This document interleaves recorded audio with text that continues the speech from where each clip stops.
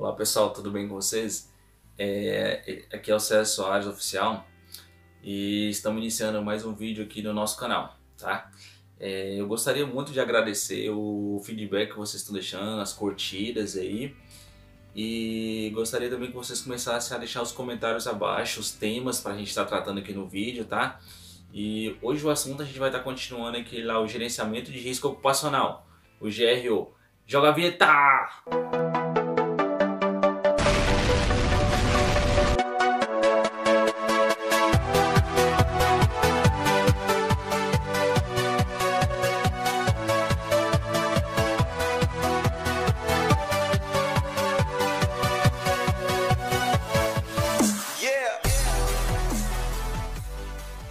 César Soares, técnico em segurança do trabalho. Então pessoal, a gente vai dar continuidade na aula de hoje sobre o tema do gerenciamento de risco ocupacional, né? O GRO. Então essas informações eu tirei no site do ENIT, né? Mas eu vou lembrar vocês no final do vídeo também, né, onde que eu tirei, e vou deixar abaixo para vocês lá o site para vocês dar uma olhada também. Então, o gerenciamento de risco ocupacional, ele está no item 1.5 da nova norma, né, a NR1, né, em que isso vai ser um assunto também que eu vou estar falando para vocês em um outro próximo vídeo, sobre essa nova norma regulamentadora, né. Então, primeiro a gente vai começar falando sobre o item 1.5, que é gerenciamento de riscos ocupacionais, né, que também eu vou estar deixando para vocês também no telão, né, toda a informação aqui, eu vou estar passando para vocês item a item, né, vou estar mostrando para vocês item a item, né. Então, o item 1.5.1 é o dispositivo nesse item deve ser utilizado para fins de prevenção e gerenciamento dos riscos ocupacionais, correto? Daí vamos para o item 1.5.2.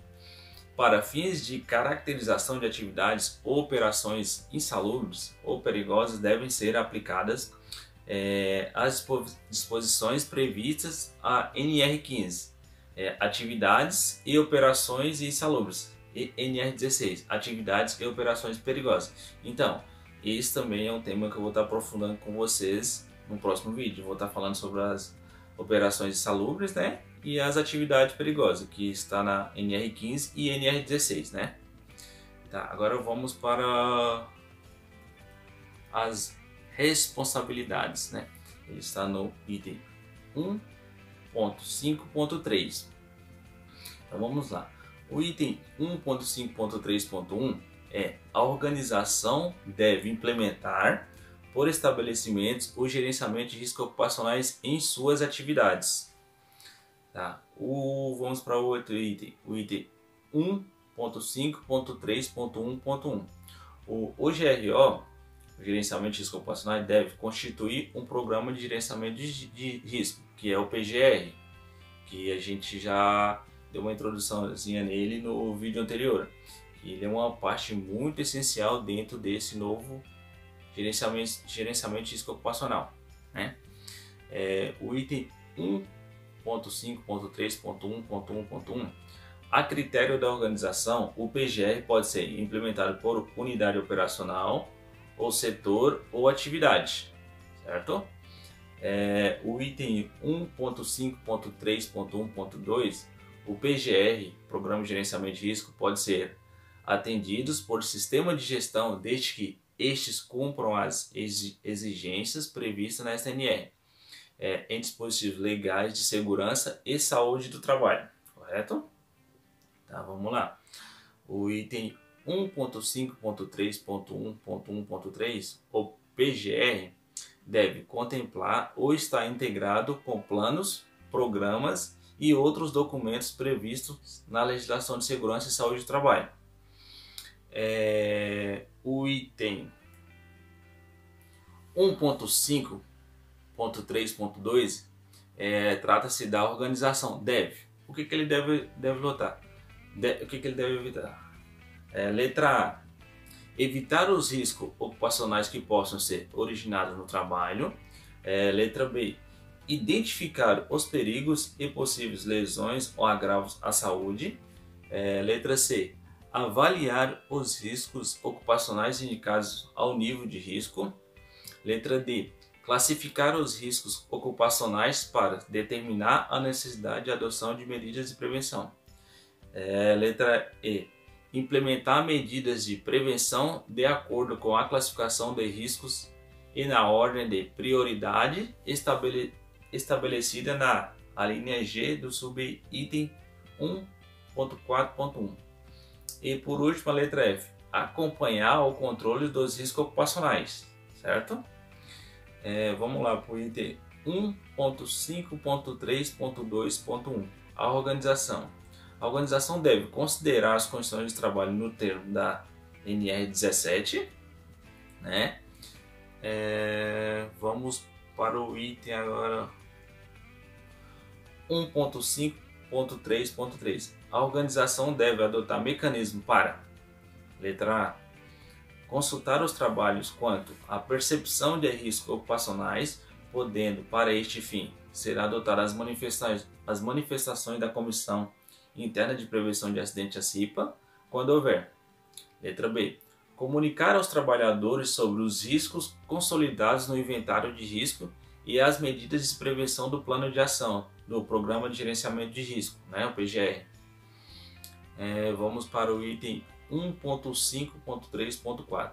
A organização deve adotar as medidas necessárias para melhorar o desempenho em SST, né, na saúde e segurança do trabalho, né? Vamos para o item 1.5.4.1. O processo de identificação de perigos e avaliação de riscos ocupacionais deve considerar o dispositivo nas normas regulamentadoras e demais exigências legais de segurança e saúde no trabalho, correto? Então, galera, é muito importante, né? A gente está falando do assunto que vai ser uma nova norma muito detalhista, né? Vamos para o item 1.5.4.2. O levantamento preliminar de perigos, né? O primeiro levantamento. 1.5.4.2.1. O levantamento preliminar de perigo deve ser realizado em letra A, antes do início do funcionamento do estabelecimento ou novas instalações. Letra B, para as atividades exigentes.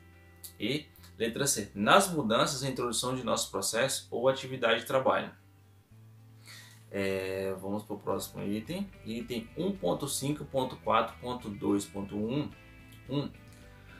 Quando na fase de levantamento preliminar de perigos ou risco não pode ser evitado, a organização deve implementar o processo de identificação de perigos e avaliação de riscos ocupacionais, conforme disposto nos subitens seguintes. Item 1.5.4.2.1.2. A critério da organização, a etapa de levantamento preliminar de perigos pode estar contemplada na etapa de edificação de perigo. Item 1.5.4.3. Identificação de perigos. Item 1.5.4.3.1. A etapa de identificação de perigos deve incluir: letra A, descrições de perigos e possíveis lesões ou agravos à saúde. Letra B, a identificação das fontes ou circunstâncias. E letra C, indicações do grupo de trabalhadores sujeito aos riscos. Item 1.5.4.3.2. A identificação dos perigos deve abordar os perigos externos previsíveis relacionados ao trabalho que possam afetar a saúde e segurança no trabalho. Vamos entrar agora nas avaliações, né? O item 1.5.4.4, avaliação de risco ocupacional. O item 1.5.4.4.1, a organização deve avaliar os riscos ocupacionais relativos aos perigos identificados em seus estabelecimentos de forma a manter informações para a adoção de medidas de prevenção. Item 1.5.4.4.2. Para cada risco deve ser indicado o nível de risco ocupacional, determinado pela combinação da severidade das possíveis lesões ou agravos à saúde com probabilidade ou chance de sua ocorrência. Item 1.5.4.4.2.1. A organização deve selecionar as ferramentas e técnicas de avaliações de risco que sejam adequadas ao risco ou circunstâncias em avaliação. Item 1.5.4.4.3. A gradação da severidade das lesões ou agravos à saúde deve levar em conta a magnitude da consequência e o número de trabalhadores possivelmente afetados. Item 1.5.4.4.3.1. A magnitude deve levar em conta as consequências de ocorrência de acidentes ampliados. Item 1.5.4.4.4. A gradação da probabilidade de ocorrências das lesões ou agravos da saúde deve levar em conta: letra A, os requisitos estabelecidos em normas regulamentadoras. Letra B, as medidas de prevenção implementadas. Letra C, as exigências das atividades de trabalho. E letra D, a comparação do perfil de exposições ocupacional com valores de referência e estabelecimentos na NR9. Após a avaliação, os riscos ocupacionais. Item 1.5.4.4.5. Após a avaliação, os riscos ocupacionais devem ser classificados, observado o subitem 1.5.4.4.2, para fins de identificar a necessidade de adoção de medidas de prevenção e elaboração do plano de ação. Item 1.5.4.4.6. Avaliações de riscos ocupacionais devem constituir um processo contínuo e ser revistados a cada 2 anos, portanto, ou quando da ocorrência das seguintes situações.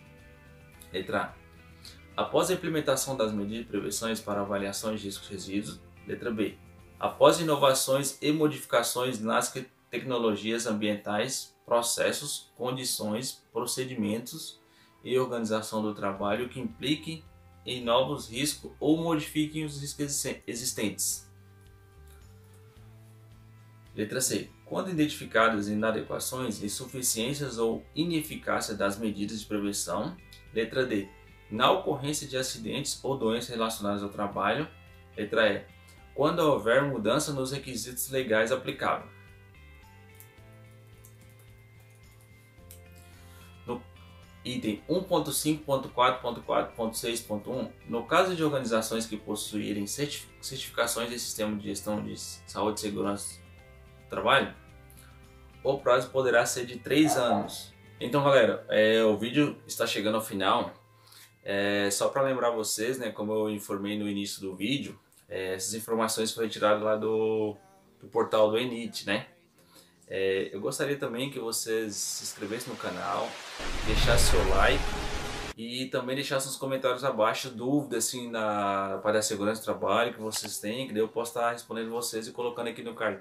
Obrigado e até a próxima!